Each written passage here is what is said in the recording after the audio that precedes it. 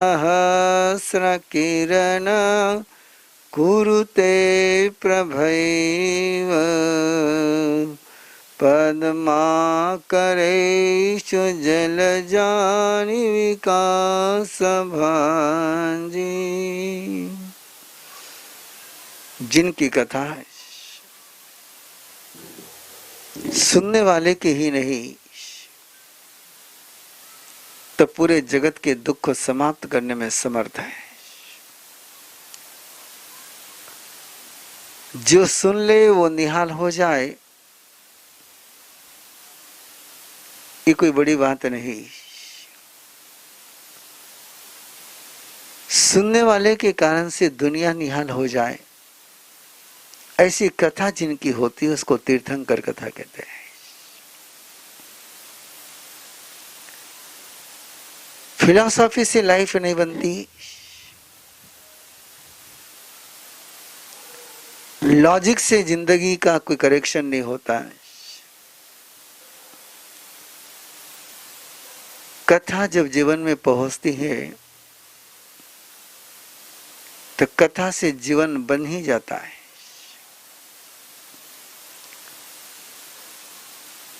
बाल शिवाजी को जिजाऊ ने कोई फिलॉसफी नहीं सिखाई थी, महापुरुषों की कथा ही सुनाई थी। तुम्हारा हमारा बचपन दादा दादी के मुंह से कथा सुन करके ही अंतर्मन बना हुआ है। महावीर का मन बनाना होगा तो महावीर की कथा सुन करके ही महावीर का मन बन सकता है। महावीर का सोच जीवन में लाना होगा तो महावीर कथा ही जीवन में महावीर का सोच ला सकती है। क्यों ये अभियान ऑनलाइन चल रहा है? इसका प्रयोजन इतना ही है कि जब तक आपके पास महावीर कथा न होगी, आपका सोच महावीर का हो नहीं पाएगा। भगवान महावीर ने दी हुई फिलॉसफी सुन करके अपने लाइफ का सोच महावीर का नहीं हो पाता है। लेकिन जब किसी का चरित्र सुनते हैं, जो जीवन उसने जिया है, वो जब देखते हैं तो वैसा जीवन बनाने की एक प्रेरणा मिलती है। गांधी का तत्वज्ञान सुनकर के लोग जितने गांधी के फॉलोअर्स नहीं हुए, उतने रिचर्ड बोरो की गांधी पर फिल्म बनी हुई फिल्म देख करके लोग गांधी को फॉलोअर्स बन गए। वाशिष्ठ रामायण पढ़ करके कोई राम का भगत नहीं बन पाया है, लेकिन तुलसीदास का रामचरित्र मानस सुनने वाला राम का भगत हुए बिना रहता नहीं। गीता सुन करके या गीता का पाठ करके श्री कृष्ण के भक्त होने वाले बहुत कम है,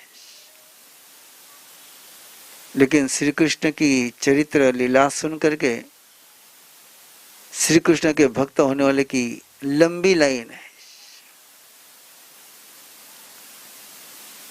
मीरा ने कोई गीता नहीं पढ़ी, सूरदास ने कोई गीता नहीं पढ़ी, और मीरा ने कोई गीता के गीत गाए भी नहीं, सूरदास ने कोई गीता के गीत गाए भी नहीं। इन दोनों ने केवल श्री कृष्ण के गीत गाए। और उसी में मेरा बचपना गया, इसलिए मैं बचपन में ये सोच करके, ये समझ करके, ये स्वीकार करते हुए कि विश्व को यदि महावीर बनाना है तो उनके पास महावीर कथा पहुंचानी ही होगी। और आज के सारे कोरोना वायरस के माहौल में हर विश्व के कोने से आवाज आ रही है कि यदि महावीर के फिलॉसफी को फॉलो करते तो ये हालत न होती। ओशो तो बहुत पहले कह करके चले गए, कि दुनिया के सामने दो ही ऑप्शन है, महावीर या महाविनाश। या तो महावीर को चुन लो या महाविनाश के लिए तैयार हो जाओ। कोई दूसरा ऑप्शन सामने है ही नहीं। और ये सच बहुत गहरा है। और इस सच को गहराई से दिल तक पहुंचाने के लिए ये महावीर कथा का अनुष्ठान है। प्रभु महावीर की कथा करना ये मेरे लिए प्रवचन नहीं है। प्रभु महावीर की कथा करना ये मेरे कथा कथन नहीं है, स्टोरी टेलिंग का प्रोग्राम नहीं है। तो प्रभु महावीर की कथा करना ये मेरे लिए भगवान का एक अनुष्ठान है। दिल के मंदिर में यदि प्रभु की प्रतिमा की प्रतिष्ठा करनी हो तो कथा से ही उसकी प्राण प्रतिष्ठा हो पाएगी। और जब तक हृदय में प्रभु की प्राण प्रतिष्ठा नहीं होती, प्रभु की पूजा का आनंद नहीं आता है। इसलिए प्रभु की कथा है। प्रभु की कथा सुनकर के ही आप प्रभु हो सकते हो। और महावीर कथा का आकर्षण इसलिए भी मन में है कि महावीर की लीला नहीं है।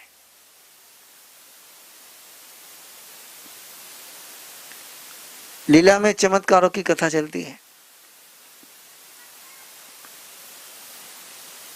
ये चरित्र कथा है, ये यथार्थ कथा है।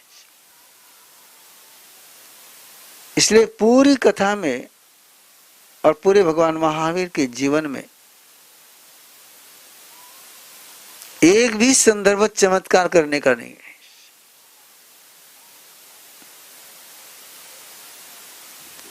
और यदि आप चमत्कार कह सकते हैं तो केवल इतना ही चमत्कार है कि प्रभु महावीर ने लोगों का चरित्र चेंज किया। इतना चमत्कार जरूर है।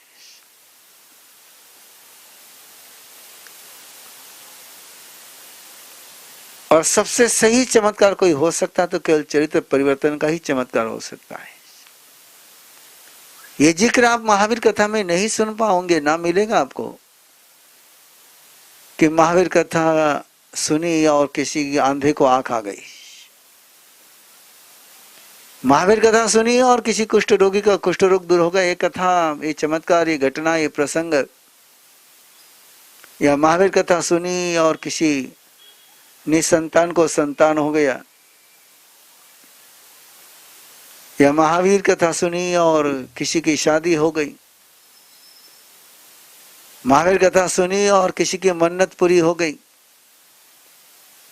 ये महावीर कथा नहीं है, ये वो कथा नहीं है। इस कथा का सूत्र इतना जरूर मिलेगा कि महावीर का चरित्र सुना तो आंधे को भी पता चल जाएगा कि आंधेपन से बाहर कैसे आना।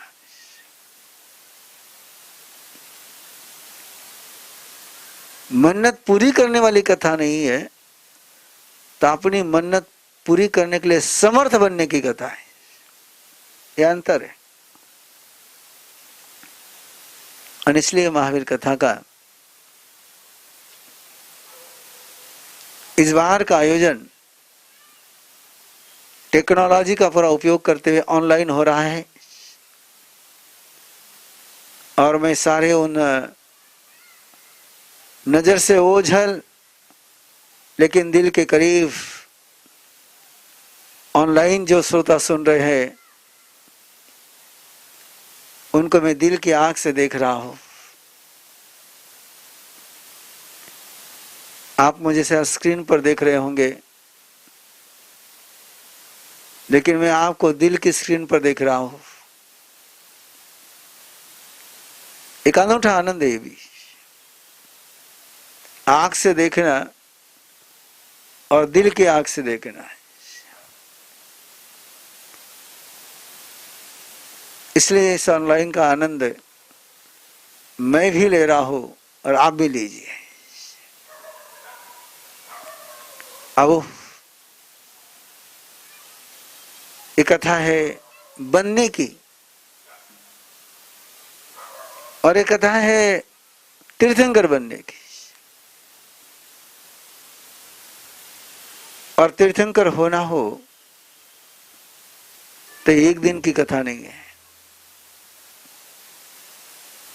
एक जन्म की नहीं है, ये 27 जन्मों की कथा है। उन 27 जन्मों में भी हम उन्हीं जन्मों को चुन रहे हैं कि जहां टर्निंग पॉइंट है, और सबसे श्रेष्ठतम टर्निंग पॉइंट कोई है कि जिस जीवन में, जिस भव में, जिस आयुष्य में, जिस अवस्था में भगवान महावीर की चेतना कृतज्ञ बनी,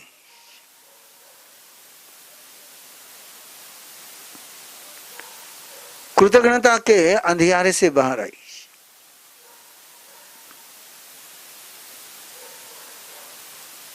और उस जीवन का नाम है नैसार।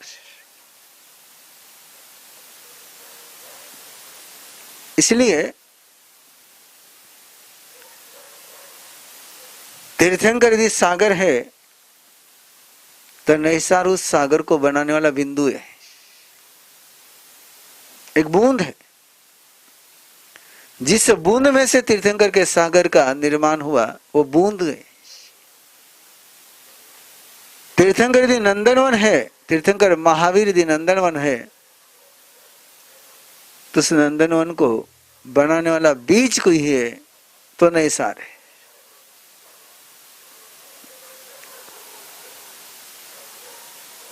एक बीज में जो छिपा हुआ विराट जंगल है, उसको यदि समझना हो तो बीज को, और वो बीज है कृतज्ञता का।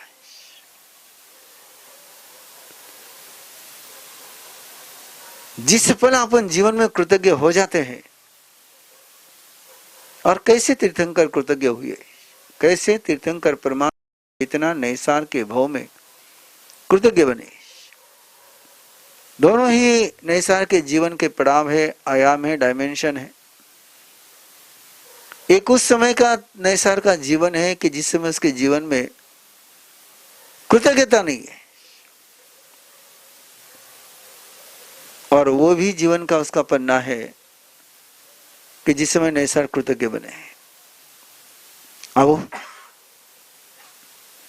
इस कथा को प्रारंभ करें इस भाव के साथ, इस अवभाव के साथ, इस अनुरोध के साथ कि हमारे अंदर की कृतज्ञता की अमोशा विदा हो जाए और कृतज्ञता का शुक्ल पक्ष अपने जीवन में शुरू हो जाए। कृष्ण पक्ष है जिंदगी का कृतज्ञता, और शुक्ल पक्ष है कृतज्ञता।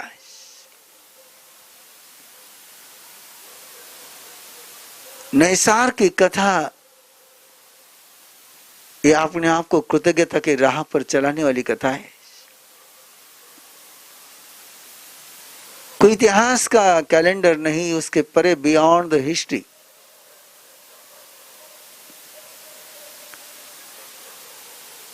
बहुत पहले, बहुत पहले, बहुत सालों, लाखों करोड़ों साल पहले एक छोटे से राज्य में, उस राज्य के एक छोटे से राजधानी में एक कलाकारों का समूह, और उस कलाकार का एक सदस्य नैसार।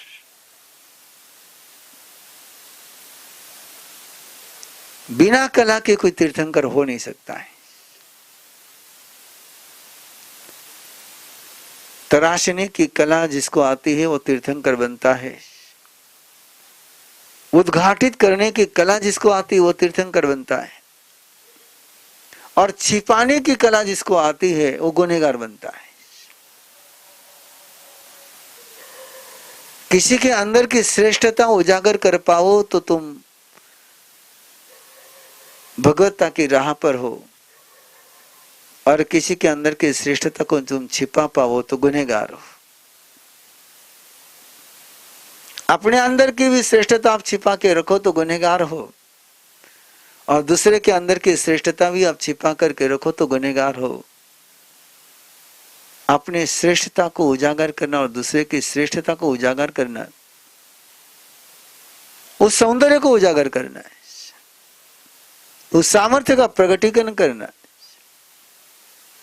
यही तो कलाकार का कला का सूत्र होता है। फिर वो चाहे चित्रकला वाला हो या नृत्य कला वाला हो या गायन कला वाला हो, कोई भी कला आप लेंगे, और आदि तीर्थंकर भगवान ऋषभदेव ने तो तीन ही कलाएं कही, आसी मसी और कसी। कई बार आश्चर्य लगता आपने को, युद्ध, आसी यानी युद्ध शस्त्र, उसको कला कहा ऋषभदेव ने। इसलिए कला कहा कि उसके माध्यम से अंदर की दूसरे की रक्षा करने का सामर्थ्य जिससे जागृत होता है, उसको परमात्मा ने युद्ध कला कहा है। जिसके कारण से दूसरे को भयभीत किया जाता है, वो युद्ध है, वो युद्ध कला नहीं है। सामर्थ्य का एहसास जिससे हो जाए उसको युद्ध कला कहते हैं, और दूसरे को कमजोर जहां बनाया जाता है उसको युद्ध कहते हैं। कृषि भी कला है, खेती करना भी कला है, एक बीज को फल तक पहुंचाना एक कला है, और ऐसे ही निसार के पास भी एक कला है कि लकड़ी में छिपा हुआ सौंदर्य है, सुखी निष्प्राण काष्ठ में छिपा हुआ जो सौंदर्य है, उस सौंदर्य को उजागर करना, उस सौंदर्य को प्रकट करना, सुप्त को जागृत करना और गुप्त को प्रकट करना। और ये कला उसके हाथों में भी, उसके नजर में भी, उसकी सोच में भी। ऐसा ये परमात्मा प्रभु महावीर का पहले जन्म की कथा है, फर्स्ट बर्थ। उसके पहले बहुत जन्म हुए, ये मत सोचना कि पहला ही जन्म था, उसके पहले बहुत जन्म हुए, लेकिन काउंटिंग वही से शुरू होती है जहां से कृतज्ञता का जन्म हुआ है। जब तक अंदर में कृतज्ञता का जन्म नहीं, तब तक जीवन की कोई काउंटिंग नहीं है। इसलिए इस कथा को सुनते समय सुबह की जो दृष्टि की बात है उसको जरूर याद रख लेना है। और ये प्रयास यही रहेगा कि सुबह जो विवेचन से आपके पास पहुंचा, वो कथा से आपके अंदर बिल्कुल पक्का हो जाए। ऐसा कलाकार है, लेकिन जिसने कला सिखाई उस गुरु का नाम उसकी जुबान पर नहीं आता है। हाथों में कला है, बोलने में कला है, लेकिन कहता है कि मैंने सीखा है।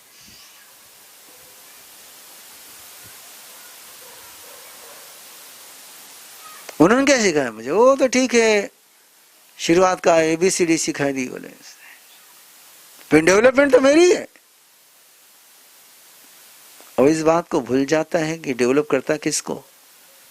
यदि बेसिक ही नहीं होता डेवलप करता किसको? नैसार का ये मूल्य ध्यान में रखना है। प्रसिद्धि है उसके पास, लेकिन गुरु का नाम बोलने की तैयारी नहीं। जिन्होंने उसको घड़ा, जिन्होंने उनके जीवन को तराशा, नहीं मैं स्वयं बना, इसलिए आप भी सोचना आप क्या बोलते हो।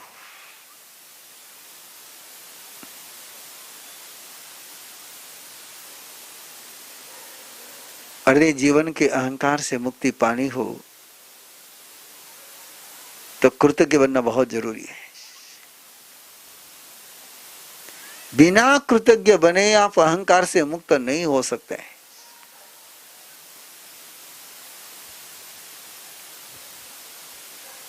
और उस अहंकार से मुक्ति का पहला मंत्र कोई है तो कृतज्ञ बनाओ।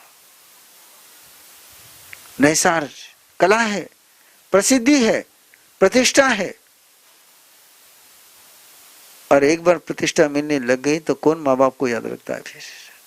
गुरु का तो याद रखने का कोई काम ही नहीं। कैसा लगता है कि उनका नाम लूंगा तो मैं उनसे छोटा कहलाऊंगा।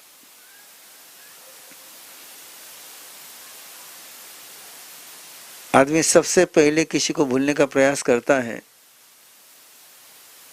तो गुरु को भूलने का प्रयास करता है।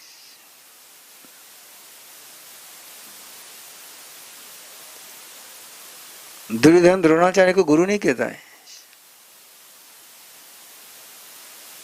दुर्योधन द्रोणाचार्य को कहता है कि मेरा राज कर्मचारी है।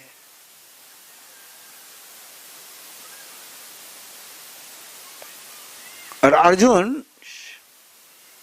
द्रोणाचार्य उसके खिलाफ लड़ने के लिए खड़े हो गए तो भी गुरु के रूप में उनको पहले प्रणाम करता है। यह कृतज्ञता का सूत्र है। नैसार में कला है लेकिन कृतज्ञता नहीं। एक बार उस नगरी के राजा के मन में एक कल्पना का जन्म हुआ। जैसे शाहजहां के मन में हुआ कि ताजमहल बनाओ, और आप देखो क्या मजा है। जिन्होंने ताजमहल बनाया उसका कोई जिक्र नहीं। उनकी तो कहते हैं कि उंगलियां भी काट दी गई। नाम किसका हो गया? किसने बनाया उसको?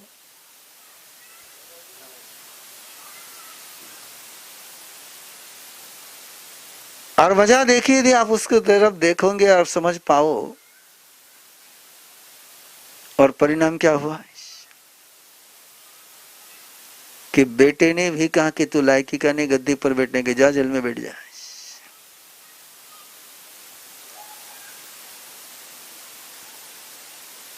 यही होता है।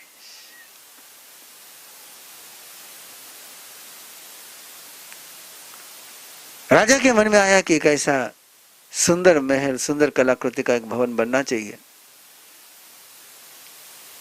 और उसने कलाकारों को बुलाकर बात करी कि ऐसा ऐसा मेरा सोच है, कौन बना सकता तुम्हारे में? बनाना तो है लेकिन तुम्हारे में से कौन बना सकता है? तो सभी ने बड़े अवभाव से नैसार का नाम प्रस्तुत किया राजा के पास कि वो ये काम कर सकता। बोले उसमें एक कला है। जो प्रमुख था चक्रधर कलाकार संघ का, बुजुर्ग था, वृद्ध था, उसने भी कहा राजन आप नैसार को एक काम सौंप दो, वो कर देगा। ये सारी प्रशंसा जब ये सब बात चल रही थी, नैसार वही बैठा हुआ है।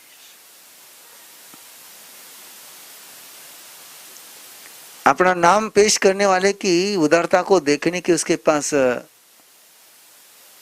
इमोशन नहीं है।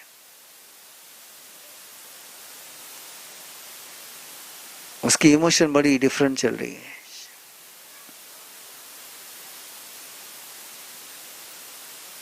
और राजा ने कहा नैसार सब तेरे विषय में बोल रहे हैं, तू ये कर सकता है। सच में तेरे हाथों में, तेरे नजर में सामर्थ्य है। मैं भी तुझे काम सौंपता हूं। नैसार उठकर खड़ा हुआ अपने पूरे कलाकार संघ की तरफ,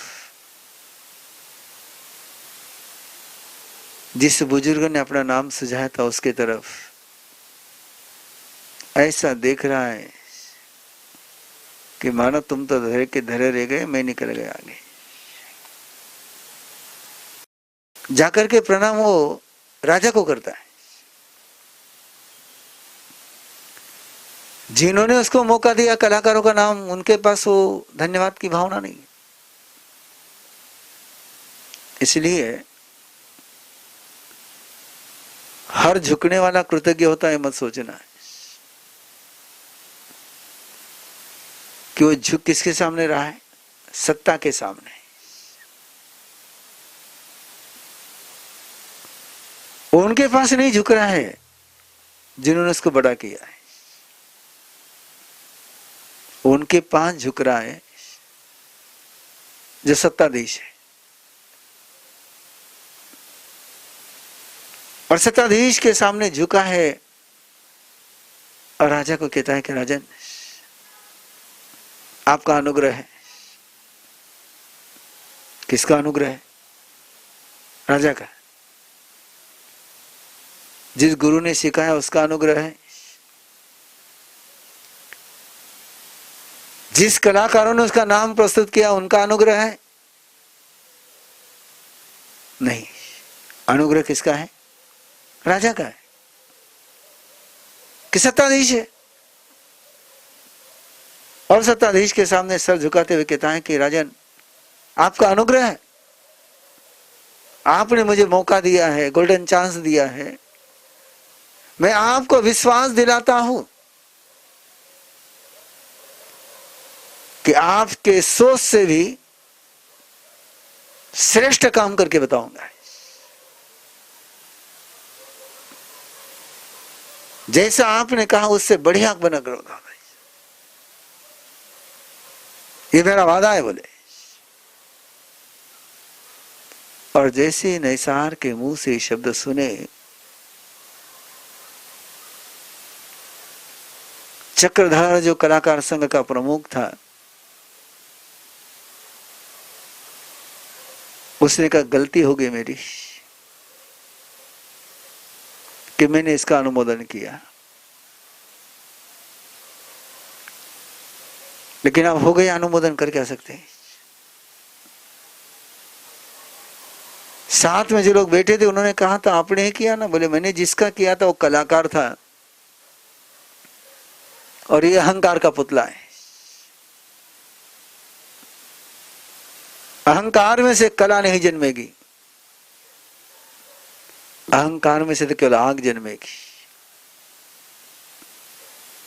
अहंकार में से कभी अमृत नहीं पैदा निर्माण होगा, अहंकार से तो जहर का ही सृजन होगा।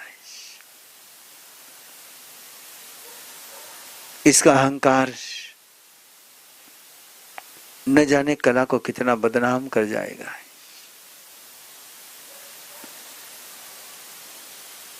और जैसे राजा ने उसको सारी काम सौंपा और उसने कहा और सारे चले। अब वो किसी से मिलता थोड़ा है,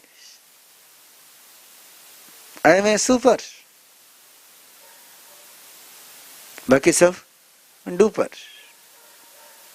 अहंकार का सबसे पहला कोई प्रकटीकरण होता तो एक ही होता है, बाकी सब कचरा है, मैं अकेला डायमंड हूं। स्वयं को स्पेशल, असाधारण, अनूठा समझने की प्रक्रिया में से अहंकार और मजबूत होता है। मस्ती में, और मस्ती में रहने वाले व्यक्ति को, अहंकारी व्यक्ति के पास 4-5 चमचे तो मिल ही जाते हैं। और ये चमचे अहंकारी के अहंकार को और बड़ा कर देते हैं, और अहंकारी भी उन चमचों के साथ रहने में खुश है। जो उसके अहंकार को चोट पहुंचाए उसको दुश्मन लगते हैं, और जो उसके अहंकार को सहलाए उसको बहुत बढ़िया लगते हैं। जरा चेक कर लेना आपको कौन अच्छे लगते हैं।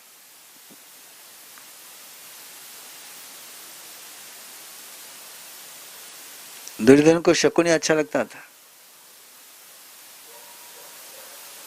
और अर्जुन को श्री कृष्ण अच्छा लग रहा था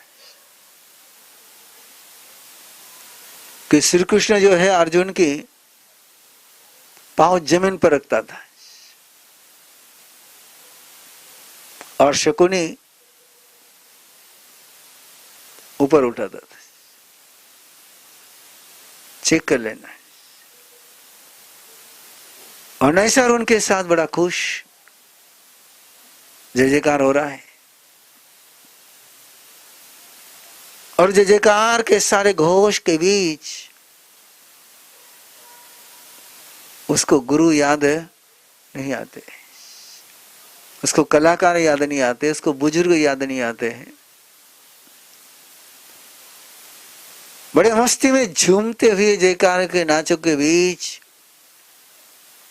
घर पहुंचा है और उसकी सहचारी ने उन जयकारों के नारों को सुनते हुए जो बाहर आकर के देखती है तो चेहरे पर तो वो खुशी, वो तेज, वो ओज,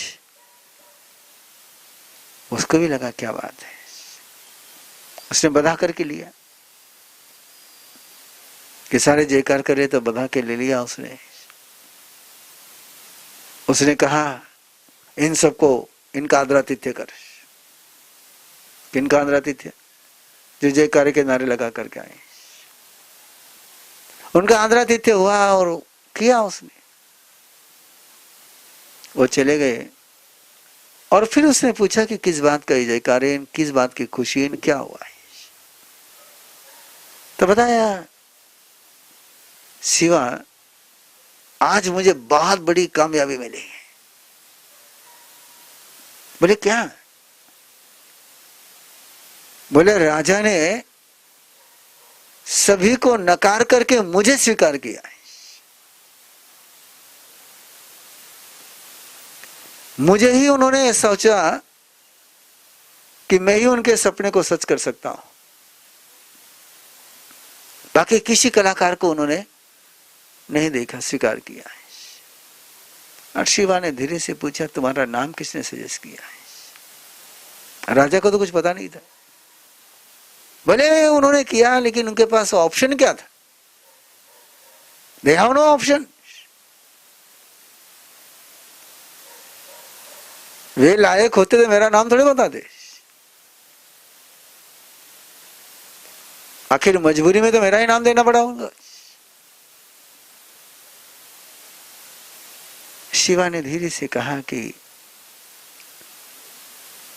स्वामी आप उनको लायक नहीं कहोगे तो आप लायक कैसे बनोगे? आपका नाम सजेस्ट करने वाले लायक नहीं है तो उन्होंने जो नाम सजेस्ट किया वो लायक कैसे होगा?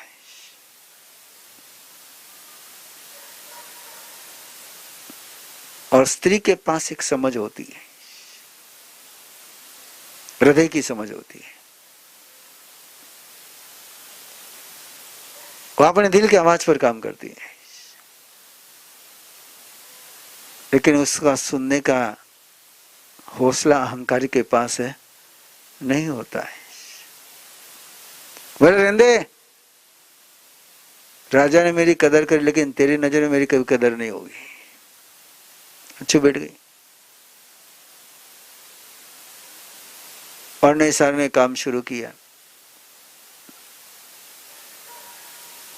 अहंकार अपनी बुद्धि पर अवरोध लाता है, सोचने की सारा सामर्थ्य समाप्त हो जाता है। अंदर की फीलिंग चेंज हो गई तो अंदर की सारी शक्ति, एनर्जी, आपकी एनर्जी, स्वयं की एनर्जी, आप कभी महसूस करना कि आप कृतज्ञ हो उस समय आपका माइंड कैसे काम करता है। आप झुके हुए हो, विनय भाव में हो, और उस समय दिमाग कैसे काम करता है, और जिस समय आप इगोइस्ट हो जाते हो उस समय आपका दिमाग कैसे काम करता है। सुनने का सामर्थ्य जब समाप्त होता है तो सोचने का सामर्थ्य भी समाप्त होता है, और जिस पल सोचने का सामर्थ्य समाप्त हो जाता है उसी पल पतन का रास्ता खुल जाता है। और वही हुआ नहीं सर के जीवन में। वो बना रहा है कलाकृति, लेकिन उसको लग रहा है कि स्वयं को सेटिस्फेक्शन नहीं, स्वयं सेटिस्फाइड नहीं, असमाधान। आप खोजो, आपके पास कोई अहंकारी व्यक्ति हो तो खोजो, और अहंकारी व्यक्ति को समाधान खोज के बताओ।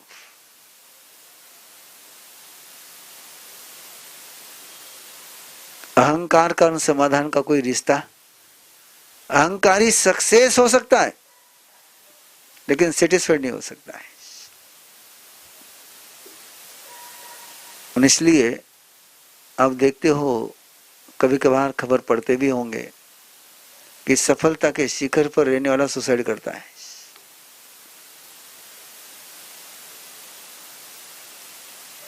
पढ़ते होंगे आप लोग।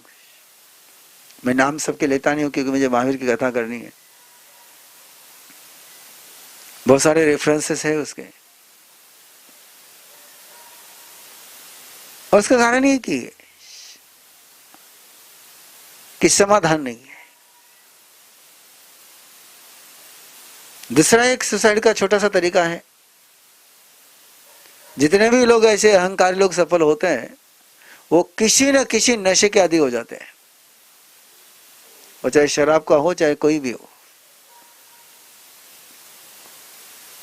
कि अंदर में समाधान नहीं तो कहीं न कहीं स्वयं को इंगेज करना होता है, और समाधान हो तो बाहर का कोई मनोरंजन की उसको आवश्यकता नहीं होती है। एडिक्शन, एडिक्शन उसी को होगा जिसको सेटिस्फेक्शन नहीं है। जिसको सेटिस्फेक्शन उसको एडिक्शन की जरूरत है ही नहीं। तो और अहंकार के साथ समाधान का कोई संबंध नहीं है, और वो सेटिस्फाइड नहीं है। इधर सारे कलाकार अपने सोच पर, अपने नाम पेश करने पर प्रस्ताव रहे कि किसका नाम पेश किया हमने तो सोचा था कि ये सबको साथ में लेकर काम करेगा, बड़ी अपॉर्चुनिटी इसको मिली थी कि सबको साथ में लेकर काम करेगा, इसने तो इस अपॉर्चुनिटी पर अपना ही कब्जा जमा लिया। इसलिए प्रभु महावीर की फिलॉसफी का एक बहुत गहरा सूत्र है, लाइफ फिलॉसफी का बहुत गहरा सूत्र है, असमविभागी न हो तसमोखम। जो अपने को मिला है उसका जो औरों में वितरण नहीं करता है, औरों में बंटवारा नहीं करता है, औरों के साथ शेयरिंग नहीं करता है, उसको फ्रीडम कभी नहीं मिलता है। मोक्ष यानी फ्रीडम। आपको फ्रीडम चाहिए, स्पेस चाहिए, तो जो मिला उसको बांटना सीखो। बांटना बंद करना जेल में जाना है,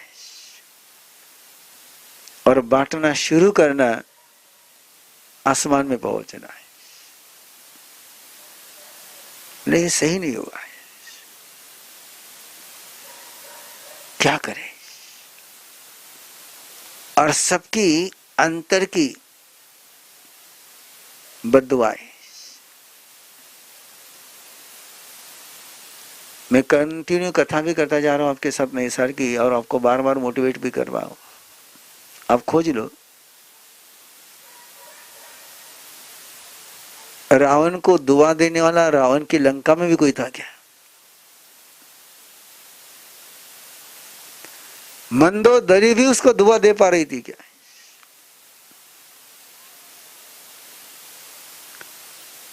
अपनों की भी बद्दुआ लेनी हो तो अहंकार के रास्ते पर चलो, और दुश्मन की भी दुआ लेनी हो तो विनय और कृतज्ञता के रास्ते पर चलो। राम को किसकी दुआ मिली? हनुमान का उनका संबंध पहले क्या था? अरे विभीषण किसका भाई है? रावण का भाई है। और दुआ किसको दे रहा है? केवल दुआ ही नहीं दे रहा है, पूरा सहयोग कर रहा है। ये सोच लेना है। रामायण तो आप लोगों ने बहुत बार सुनी भी होगी और आप टीवी पर देख भी रहे होंगे, लेकिन आंखों से देखने के साथ साथ दिल से भी देखोगे तो राम समझ में आएंगे, और केवल आंखों से देखोगे तो केवल एंजॉयमेंट होगी। और सच में एंजॉय लाइफ में लानी हो तो राम को दिल से देखना, और इस कथा को भी दिल से सुनना, केवल कानों से मत सुनना है। कानों से सुनोगे तो दिल में नहीं पहुंचेगी, दिल से सुनोगे तो ही दिल में पहुंचेगी। और एक दिन राजा ने कहा, बहुत समय हो गया, तूने क्या किया मुझे चेक करना है, देखना है कि कहां तक आया है। नैसा ने कहा कि राजन अभी काम पूरा नहीं हुआ है। बोले जितना हुआ उतना देखने के लिए मैं कल आ रहा हूं। अभी जो कलाकार होंगे उनको पता होगा कि अधूरी रस्सी कभी अच्छी नहीं लगती है, अधूरी कपड़े की सिलाई कभी अच्छी नहीं लगती है, अधूरा बना हुआ मकान कभी अच्छा नहीं लगता है, अधूरा बना हुआ रास्ता कभी अच्छा नहीं लगता है, और अधूरी कलाकृति भी कभी सौंदर्य का एहसास नहीं कराती है।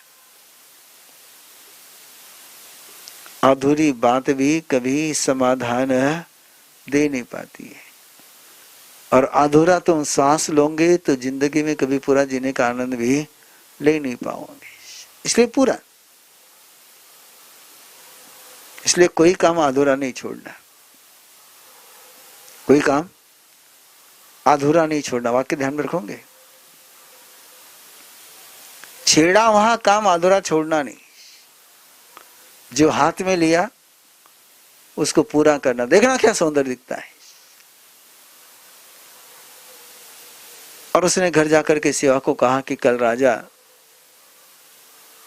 अपने पूरे मंत्रिमंडल के साथ मेरे कलाकृतियों को देखने के लिए आ रहा है, तू भी मेरे साथ रहना। वो सेवा थी, वो समझदार थी, वो सयानी थी। उसने पूछा क्या तैयार हो गया तुम्हारा सारा काम? बोले नहीं, अब तक पूरा नहीं हुआ है। बोले मैं कच्ची रोटी भाने में नहीं परोसती हूं,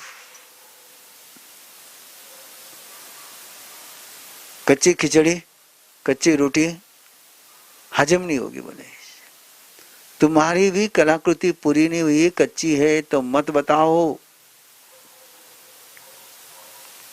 अब वो जानता है कि मैं बताना नहीं चाहता हूं, लेकिन करूं क्या?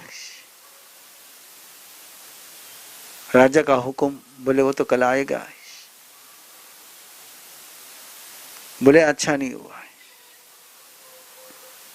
बोले नहीं मैं कर लूंगा, मैं संभाल लूंगा। बोले सारा, मैं सारा संभाल लूंगा।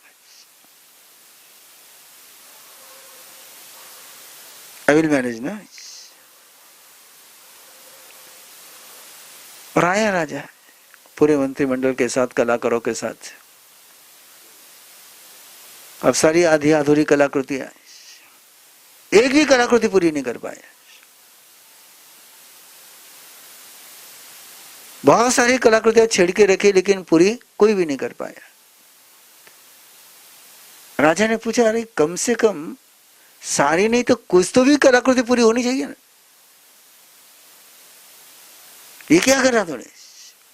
नहीं। बोले ये क्या तेरा चरित्र है, ये तेरा क्या नेचर है?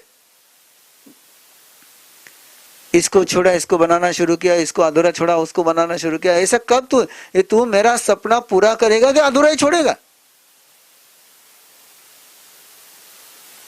एक कलाकृति पूर्ण किए बिना दूसरी कलाकृति तो बनाने गया, बोले कैसे काम चलेगा, कितने छेड़ी करेगा तुमने काम।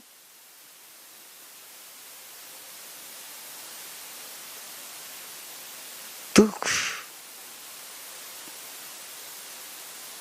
उतर गया, अजड़ में से उतर गया। और सत्ताधीशों के नजर में चढ़ना भी आसान है और सत्ताधीशों के नजर से उतरना भी आसान है। और एक बार तुम सत्ताधीश के नजर से उतर गए कि डस्टबिन बॉक्स का कोई जगह ही नहीं बचती। और तो राजा था, उसने सारे कलाकारों के सामने, पूरे मंत्रिमंडल के सामने बड़े सुंदर शब्दों में उसको कहा कि तेरा जैसा मूर्ख, तेरे से मेरा काम होने वाला है, तो निकल जा मेरे नगरी से, मैं तेरा चेहरा ही नहीं देखना चाहता हूं, इतना समय तूने बर्बाद कर दिया, निकल जा यहां से। अब किसने उसको अपमान की इस खाई में पहुंचाया है?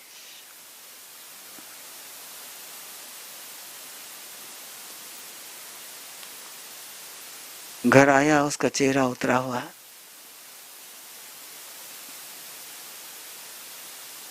अहंकारी व्यक्ति असफलता हजम नहीं कर पाता, ध्यान में रखना है।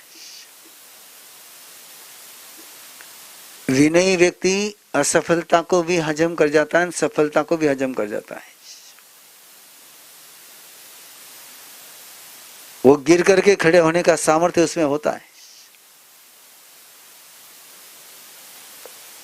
विनयी व्यक्ति गिरेगा भी और वापस खड़ा भी हो जाएगा, लेकिन अहंकारी व्यक्ति एक बार कोलैप्स हो जाए,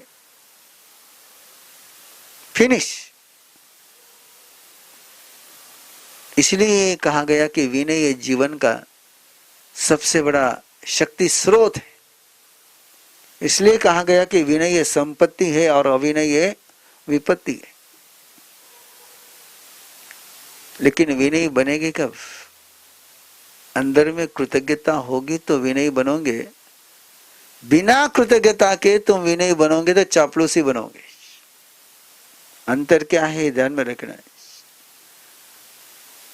बिना कृतज्ञता के जो झुकता है वो चापलूस होता है, विनयी नहीं होता है।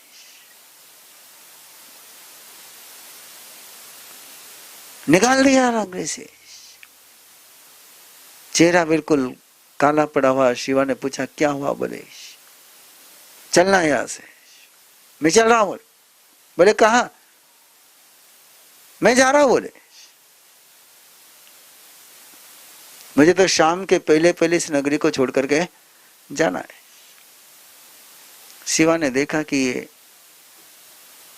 अस्वस्थ है और अस्वस्थ मन से स्वस्थ जवाब की उम्मीद नहीं करनी चाहिए। रोकने से रुकेगा नहीं। किसी अहंकारी को रोक सकते हैं आप? कभी रुक पाए? और जब आप अहंकार में होते तब कोई आपको रोके तो क्या लगता है? स्वीकार कर पाते? नहीं। ये नेचर है सारे। मेरी आपको एक कथा आपके दिल में पहुंच जाए, इसके लिए बात चल रही है। चलने लगा तो शिवा ने सोचा कि सुबह से कुछ खाया नहीं, साथ में कुछ ले चलो और कुछ खाने की चीजें, छाछ आदि लेकर के वो नैसार के पीछे चल पड़ी। और जब चल गई तो नैसार तो कहाँ जाना कोई पता नहीं, बस नगरी के बाहर, नगरी के बाहर, नगरी के बाहर, नगरी के बाहर। और चलते चलते जंगल में पहुंचा। जंगल के बाद उसकी नजर गई सामने की पहाड़ी पर और दिमाग में ख्याल आ गया, प्रतिष्ठा का शिखर छुआ और अपमान के खाई में हूं। प्रसिद्धि के शिखर से तिरस्कार के खाई में हूं। इस शिखर पर चढ़ता हूं, अब जीवन से खाई में जा रहा है तो इस शरीर को भी खाई में डाल देता हूं। आज की भाषा में कहना हो तो डिप्रेशन। और यही सोच बना करके उस जंगल के बीच जो पहाड़ी थी, उस पहाड़ी को चढ़ने लग गया। जब तक जंगल में थे तब तक छाव लग रही थी, जैसे पहाड़ी चढ़नी शुरू करी धूप लगने लगी। सूरज ऊपर आ चुका है, जेठ का महीना है, आगे बढ़ता जा रहा है, रुकने का नाम नहीं, बस वहां पहुंचना है, वहां पहुंचना, वहां पहुंच करके छलांग लगानी। शिवा देख रही है, शिवा समझ रही है कि कदम शिखर की ओर नहीं जा रहे हैं, कदम खाई में गिरने के लिए जा रहे हैं। रोके तो कैसे रोके। और जैसे शिखर के पास पहुंचने के लिए था, तो शिवा ने नैसर का हाथ पकड़ा और बड़े ही मधुर शब्दों में कहा, अंदर के सारे स्नेह को शब्द में पिरोते हुए कहा कि मुझे भूख लगी है, मुझे भूख लगी है और मैं तुम्हारे बिना नहीं खाऊंगी। रुक जाओ, खाना खा लेते हैं। रुक तो गया लेकिन खाने का मन नहीं। जब जीना ही नहीं तो खाना क्या। और देख रहा है उस पेड़ के नीचे बैठ करके, और सामने से उस जंगल में से उस पहाड़ी की ओर आते हुए, पहाड़ी चढ़ते हुए कुछ संत नजर आए।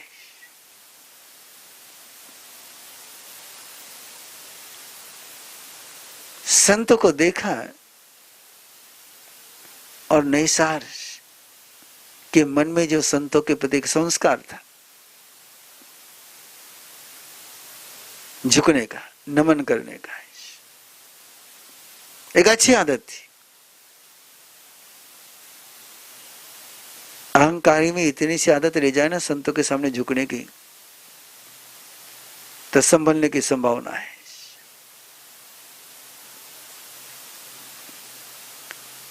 और उसके पास यदि झुकने का कोई सेंटर ही नहीं रहा, तो संभलने की कोई संभावना नहीं।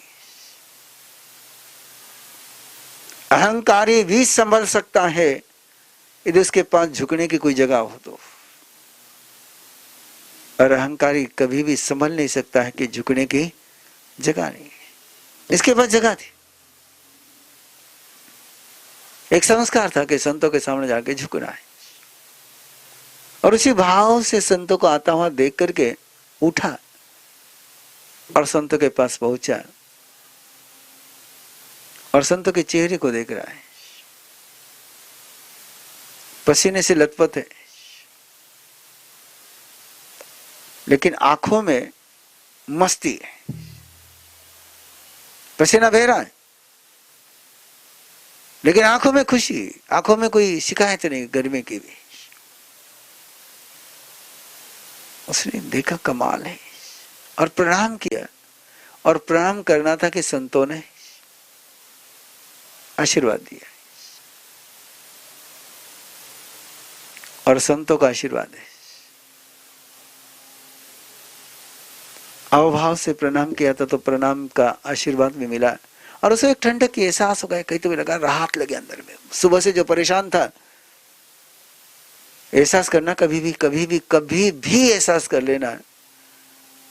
जिस समय भी तुम अहंकार से संतप्त हो जाओ और कहीं जाकर के मत्था टेक देना, तो अंदर की सारी गर्मी ठंडक में पहुंच जाएगी। और कुछ नहीं उपाय एक ही, अहंकार की गर्मी का उपाय एक ही है, झुकने की जगह बनाए रखो। बहुत सारे प्रोग्राम चलते हैं और उसमें ये विषय बहुत बार चलता है। कई लोग आते हैं मेरे प्रस्थान पर, और मैं उनको कहता हूं, एक ही सूत्र देता हूं, जिंदगी में एक व्यक्ति ऐसा बनाओ कि जहां झुके बिना रह नहीं सको।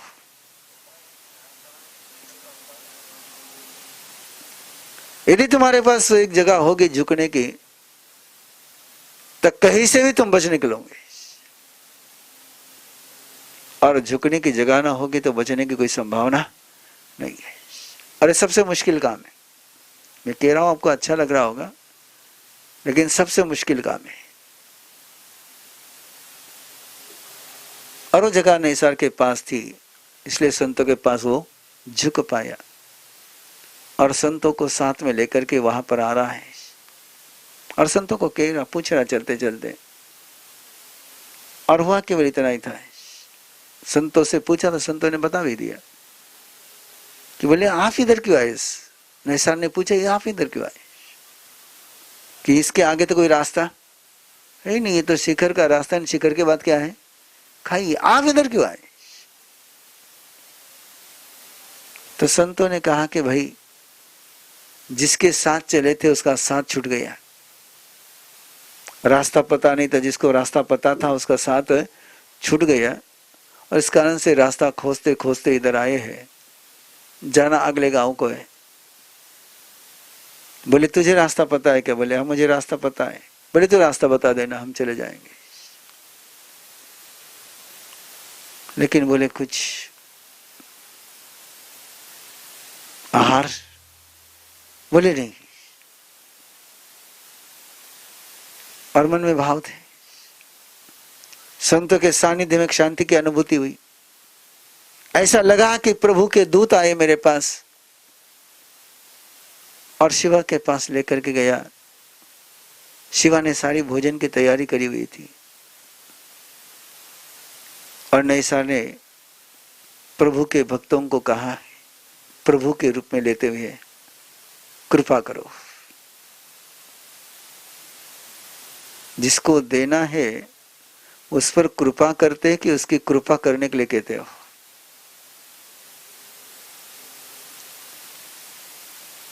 मेरा सवाल समझे नहीं समझे आप लोग। जिसको आप कुछ देते हो उस पर कृपा करते हो कि उसकी कृपा लेते हो। लेते हो तो रास्ता खुला है, और जिसको देते हो उस पर कृपा करते हो तो रास्ते बंद है। लेकिन प्राय आप सोचते हो बहुत अच्छा लगा कि आप कृपा उससे लेते हो, लेकिन प्राय जितने भी देते हैं वो एक ही सोच रखते हैं कि हमने उन पर एहसान किया है। अभी कोरोना वायरस का माहौल है और बहुत सारे लोगों को खाने पीने की किल्लत हो रही है, और उनको देने के लिए बहुत सारे लोग सामने आए हैं। लेकिन मुझे पता नहीं वो भगवान को दे रहे कि जरूरतमंद को दे रहे।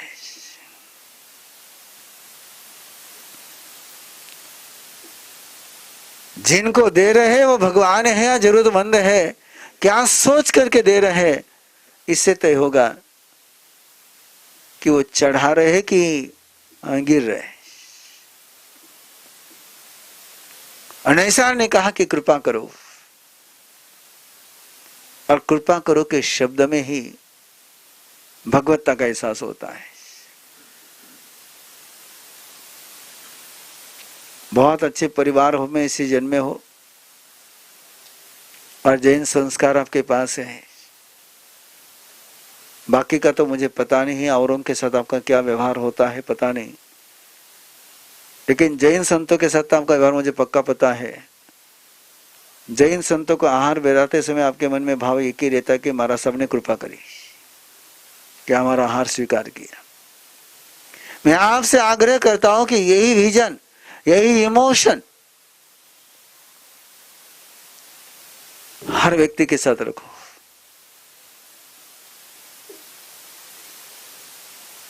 तो वही कृति भक्ति हो जाएगी, और भक्ति में से ही भगवत्ता का जन्म होता है। जैसे नैसार उनको समर्पण करने लगा, कृपा ग्रहण करने के भाव के साथ ग्रहण देने लगा, शास्त्रकार कहते हैं कि उसी पल, उसी क्षण नैसार के अंदर से सारा अंधियारा समाप्त हो गया है। जिसको हम मिथ्यात्व का अंधियारा कहते हो, अंधियारा समाप्त हो गया और एक उजाला अंतर में, एक प्रकाश, एक खुशी की एहसास। सुबह से जो पीड़ा उसके अंदर चल रही थी वो सारी समाप्त हो गई और तुरंत संतों के चरणों में और एक बार मत्था झुकाया उसने। मैं धन्य हो गया, मैं धन्य हो गया। और संतों ने पूछा कि तू परेशान क्यों था?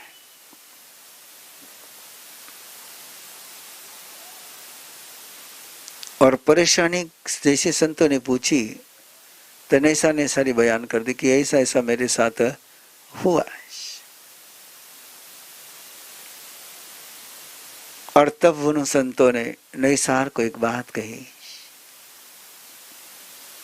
कि तू हमारे चरणों में झुक रहा है, तू उनके चरणों में क्यों नहीं झुका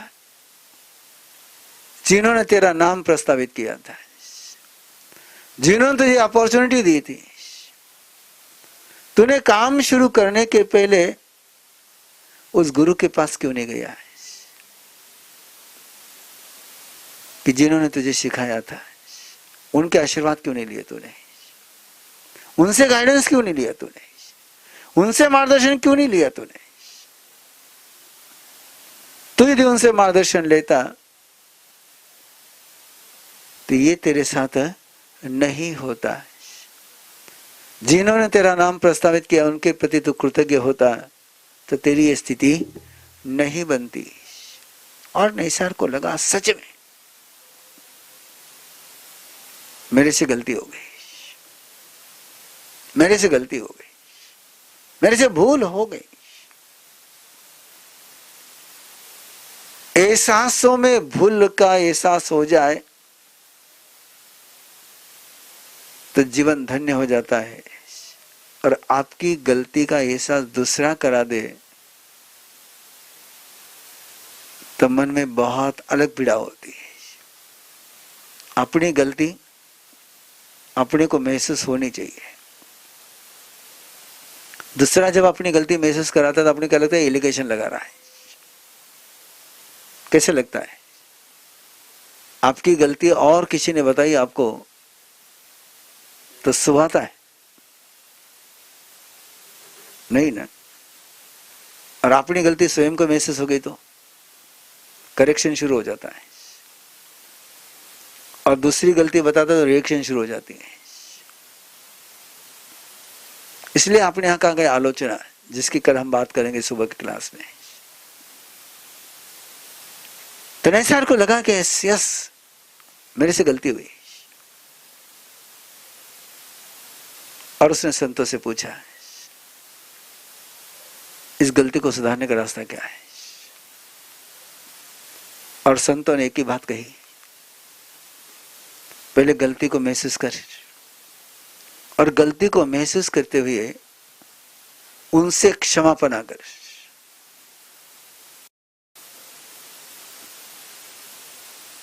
अब जिन व्यक्तियों के साथ व्यवहार नहीं था उन व्यक्तियों के जैसा क्षमापना करना है। लेकिन एक बार अंदर में संकित आ गई, सत्य का उजाला हो गया, तो दो काम बिल्कुल आसान हो जाते हैं। कौन से? अपनी गलती को महसूस करना और उपकारियों के सामने जाकर के सिर झुकाना है। ये दोनों काम आसान हो जाते हैं। और ये काम यदि आपको मुश्किल लगते तो समझ लेना कि अब तक मिथ्यात्व गया नहीं है। नैसार को कोई दिक्कत नहीं गई। पहले जिसकी बात की दिक्कत लग रही थी, आज वो बात क्या हो गई उसके लिए? सहज हो गई। और यही पल है जब भगवान महावीर की चेतना में भगवत्ता का उजाला होगा। यही भगवत्ता का उजाला अपने में हो जाए तो यात्रा भगवत्ता की शुरू हो जाती है। बिना भगवत्ता के दर्शन के, बिना भगवत्ता के एहसास के कभी भगवत्ता की यात्रा शुरू होती नहीं। इसी को संकीर्त कहते हैं, इसी को आस्तिक कहते हैं, इसी को धार्मिकता कहते हैं, इसी को सत्य का साक्षात्कार कहते हैं।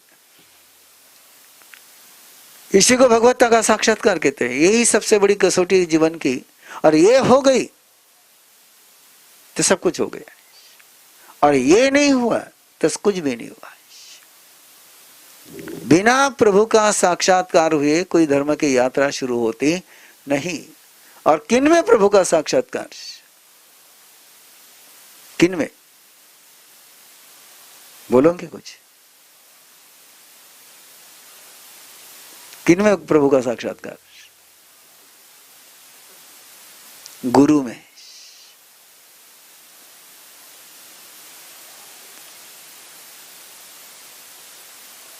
गुरु में प्रभु का साक्षात हो गया तो यात्रा शुरू हो गई। एकलव्य को किस में प्रभु का साक्षात्कार? श्री कृष्ण में।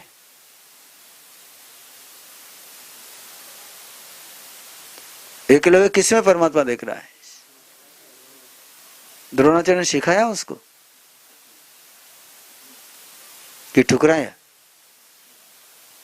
लेकिन उसको साक्षात्कार द्रोणाचार्य में। तो द्रोणाचार्य ने नहीं सिखाया तो भी आ गया। और दुर्योधन को द्रोणाचार्य में कौन दिख रहा है? गुरु, प्रभु कि नौकर? तो द्रोणाचार्य ने सिखाया तो भी सीख नहीं पाया।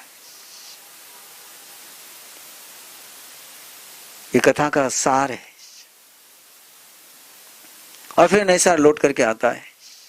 अब उसको डर नहीं लगता है, राजा के गुस्से का, क्रोध का भय नहीं लगता है, मन में संकोच नहीं, मन में झिझक नहीं है। आकर के सबसे पहले गुमनामी में खोए हुए अपने गुरु के पास पहुंचता है, जिनके मन में दर्द हो रहा था। गुरु ने सुना था कि नैसार को नगरी से निकलना पड़ा है। और उस समय भी गुरु को लगा कि काश ये जाने के पहले भी मेरे पास आता है तो मैं बाजी को संभाल लेता है।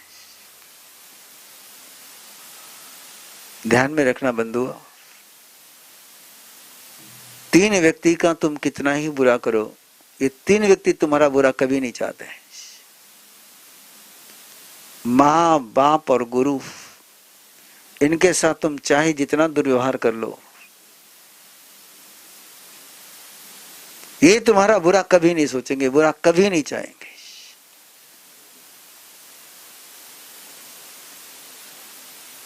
क्या लगता है आपको? नालायक से नालायक बेटे का भी माँ बाप बुरा चाहेंगे?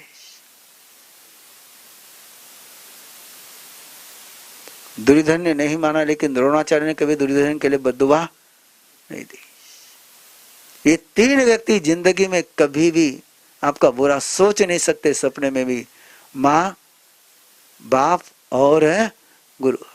कितना ही कुछ कर लो आप, कितना ही कुछ कर लो, ये आपके विषय में बुरा सोच ही नहीं सकते। और जब गुरु के पास पहुंचा है तो गुरु ने उसको गले लगाए, उलाहना नहीं दिया, गले लगाए। सब कुछ पा गया। और फिर गुरु उसको लेकर के कलाकार संघ के पास पहुंचे। बोले, मैं तेरे लिए कलाकार संघ से बात करता हूं। नैसार, एक काम सबके साथ मिलकर करना चाहिए था, तो अकेले के बल पर चला। अब मैं भी तेरे साथ हूं और सबको साथ में ले ले। बोले, जैसा आप कहोगे। और कलाकार संघ को बुला करके कहा कि मेरी भूल हुई, मेरी गलती हुई, मैं क्षमा करने के लायक नहीं हूं, लेकिन आप क्षमा देने के लायक हो। मेरी खता इतनी भयंकर है कि मुझे क्षमा हो नहीं सकती, लेकिन आप ऐसे क्षमा के सागर हो कि मेरी बड़ी से बड़ी भूल को आप माफ कर सकते हो। और कलाकार संघ ने कहा कि नहीं, तुम हमारे हो, तुम हमारे हो, हम तुमसे जुदा नहीं है। एक छोटा सा वाक्य है, जो खता को महसूस कर सकते हैं उसमें से खिदमत का जन्म होता है। जो अपनी खता को महसूस नहीं कर सकते हैं उसमें केवल बेइंसाफी का ही जन्म होता है। इसलिए परमात्मा के शासन में पहला लक्षण कृतज्ञता का है, दूसरा लक्षण जिसको अपनी गलती महसूस होती है वो मोक्ष में जाता है, और जिसको गलती महसूस नहीं होती उसके लिए मोक्ष के दरवाजे बंद है। और फिर तो क्या सारा मामला पलट गया, पूरा के पूरा मामला सड़बड़ गया, और पूरा कलाकार संघ उस गुरु के साथ नए सार को लेकर राजा के पास जाते हैं। राजन, ये काम अकेले का नहीं, हमारा है और हम सब मिलकर करेंगे। और फिर काम शुरू होता है, काम पूर्णता के पर पहुंचा है। काम तो फिर क्या, सबके हाथ लग गए, सबका हाथ लग गया। पीएम केयर्स फंड में सबका हाथ लग गया।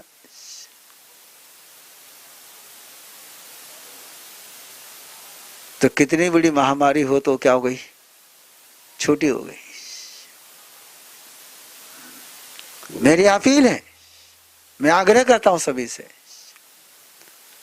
शायद तुम अरबपति नहीं होंगे इसलिए करोड़ रुपए नहीं दे सकोगे, शायद तुम करोड़पति नहीं होंगे लाख रुपए नहीं दे सकते हो, तुम लाखपति नहीं होंगे 1000 रुपए नहीं देते होंगे, लेकिन कुछ न कुछ तो जरूर दे सकते हो। इस समय नहीं देना गुनाह है।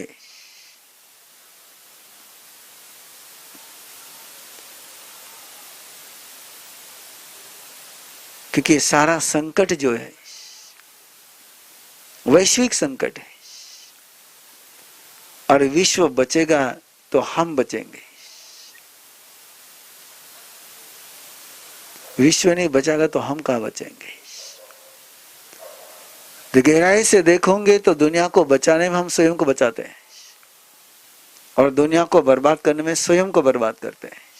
यही अहिंसा का सूत्र है। इसलिए अवसर आया है। इसलिए जो भी नियम बनते, जो भी कानून बनते हैं, जो भी मर्यादाएं बनती है, ये मत सोचो कि वो बंधन के लिए है, वो तुम्हारी सुरक्षा के लिए है। और इसको सुरक्षा के रूप में स्वीकार करके इसका पालन करोगे तो तुम भी बचोगे और दुनिया भी बचेगी। और तुम ये सोचेंगे कि हमारा कौन बाल बांका करता है, तो तुम्हारा बाल तो क्या तुम्हारी जिंदगी बाकी हो जाएगी, और दुनिया को भी तुम नुकसान पहुंचाओगे। इसलिए इस समय स्वयं को सुरक्षित रखना है, विश्व को सुरक्षित रखना है। अरे बहुत जरूरी है। तभी इस यात्रा को, इस संकट के घड़ी से विश्व बाहर निकल सकता है। ये जिम्मेदारी केवल गवर्नमेंट की नहीं, ये जिम्मेदारी केवल पुलिस की नहीं, तो ये जिम्मेदारी हर नागरिक की है, हर व्यक्ति की है। और हर व्यक्ति जिम्मेदारी को निभाएगा तो उतना ही पुलिस वर्ग पर लोड कम हो जाएगा। इस समय उनको हेल्प करनी चाहिए कि उनका काम बढ़ाना चाहिए, ये जरूर सोचिए। और उनका काम बढ़ेगा तो मामला उलझता जाएगा, और उनका काम कम करोगे तो मामला सुलझता जाएगा। और जब काम पूरा हो गया, कला का सारा भवन तैयार हो गया, तो नैसा ने शिवा को कहा कि देख, मेरे साथियों के साथ मेरे साथियों ने कितना बड़ा काम किया है। जो सपना मैं पूरा नहीं कर सका, मेरे साथियों ने वो सपना पूरा किया है। मेरे साथियों की वो सारे कर्तव्य कला को देखने के लिए तू चल, कल राजा का लोकार्पण होने वाला, पहले तू देख ले। बोले नहीं, एक बार सबको देखने दो, बाद में देखेंगे। नहीं, बोले मेरी भावना है, तूने उस पलों में भी मुझे साथ दिया जिस समय मैं स्वयं के साथ खड़ा नहीं था। जिस समय मैं स्वयं जिंदगी से परेशान हो गया था उस समय भी तू साथ खड़ी रही। आज इस शिखर पर मैं हूं तो इसमें भी तुझे साथ रहना चाहिए। और वो कला भवन जो 7 मंजिला बना था उसको देखने के लिए वो शिवा को लेकर के जाता है। अपनी कलाकृति का गुणगान नहीं करता है। ये कलाकृति उसने बनाई, ये उसने बनाई, ये उसने बनाई, ये उसने बनाई। ये सारा सौंदर्य, ये सारी संरचना उनकी है, ये सारी संरचना उनकी है। और शिवा भी निसार के उस रूप को देख करके धन्य हो गई कि जो दूसरों की श्रेष्ठता को स्वीकार करता है वो स्वयं श्रेष्ठ होता है। जो दूसरों की श्रेष्ठता को स्वीकार नहीं कर पाता वो कभी श्रेष्ठ हो नहीं पाता है। और शिवा बहुत खुश है, बहुत खुश है। ऊपर चढ़ती जा रही, निसार भी खुश है और खुशी में झूमते हुए एक पंक्ति पर से पांव शिवा का फिसल गया।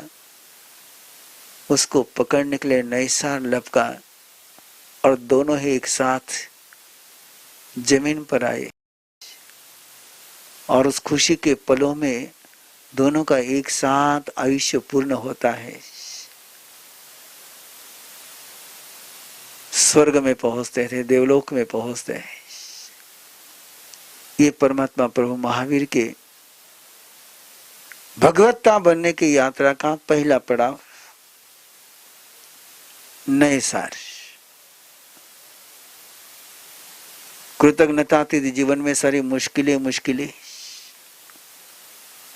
अनुकूलता में से भी प्रतिकूलता का जन्म, फूल भी कांटे हो गए और कृतज्ञता का जन्म हो गया तो कांटे भी फूल हो गए। बस इतना सा सूत्र याद रखे। अपना 10 बज गई है और कल से अपना जो कार्यक्रम का नियोजन रहेगा टाइम टेबल का वो चेंज कर रहे हैं। रात्रि की कथा दोपहर में 2:30 से 4 होगी। रात्रि का कार्यक्रम कल से स्थगित कर रहे हैं कि जिस प्रकार का कोरोना वायरस का माहौल बना हुआ है उस माहौल में जब मैं आपको कह रहा हूं तो मेरी भी जिम्मेदारी बनती है। और इस जिम्मेदारी का निर्वाह करने के लिए हो सकता है कि आप लोगों को कुछ प्रतिकूलता लगे, लेकिन स्वीकार करें इसको कि कल से अपना कार्यक्रम, और ऐसे ऑनलाइन कार्यक्रम है, आपको घर में बैठ करके ही देखना है। और अभी तो सारे ही कोरोना वायरस की मेहरबानी है कि घर के बाहर तो आपको जाने के लिए लक्ष्मण रेखा लगी हुई है और उस लक्ष्मण रेखा का उल्लंघन करके जाओगे तो बाहर कोरोना वायरस का रावण खड़ा है। सीता ने लक्ष्मण रेखा के बाहर गई और रावण उठा करके लेकर के गया है। आप भी कोरोना वायरस के बचाव की जो लक्ष्मण रेखा बनी हुई है, डिस्टेंस, अंतर रखो। ये अंतर यानी क्या है? लक्ष्मण रेखा है। और जहां जहां पढ़ रहे हो पेपर में आप देख रहे हो कि जिन्होंने इस लक्ष्मण रेखा का उल्लंघन किया वे कोरोना वायरस के शिकार हो गए। और वो कोरोना वायरस के शिकार हो गए, उनके साथ वो जिन को मिले उनको भी कोरोना वायरस के शिकार हो गए। तो इसलिए इस लक्ष्मण रेखा का पालन करते हुए कल से अपनी कथा सुबह 8:30 से 10 और दोपहर में 2:30 से 4 इस रूप में कल से अपनी कथा संपन्न होगी। आप जिस आस्था से ऑनलाइन आप इस सारे कार्यक्रम अटेंड कर रहे हैं उस आस्था का फिर एक बार अभिनंदन। और ये कथा आपके जीवन में साकार हो, इसको स्वीकार आप दिल से करें। इसी तमन्ना के साथ मंगल पाठ गुरुदेव की आज्ञा से जदारि मंगलम अरिहंता मंगलम सिद्धा मंगलम साहु मंगलम केवली पन्नतोधो मंगलम चदारि लघुत्तमा अरिहंता लघुत्तमा सिद्धा लघुत्तमा साहु लघुत्तमा केवली पन्नतो धम्मो लघुत्तमा चत्तारि शरणं भवज्जामि अरिहन्ते शरणं भवज्जामि सिद्धे शरणं भवज्जामि साहु शरणं भवज्जामि केवली पन्नतम धम्मम शरणम भवज्जामि। चार मंगल चार उत्तम चार शरणा, दुख हरना सुख करना, और न शरणा कोई, जो भव्य प्राणी करे आराधन, अक्षय अमर पद। बोल भगवान महावीर स्वामी की, आचार्य भगवान पूज्य श्री आनंद ऋषि जी महाराज साहब की, जिन्हें शासन देव की।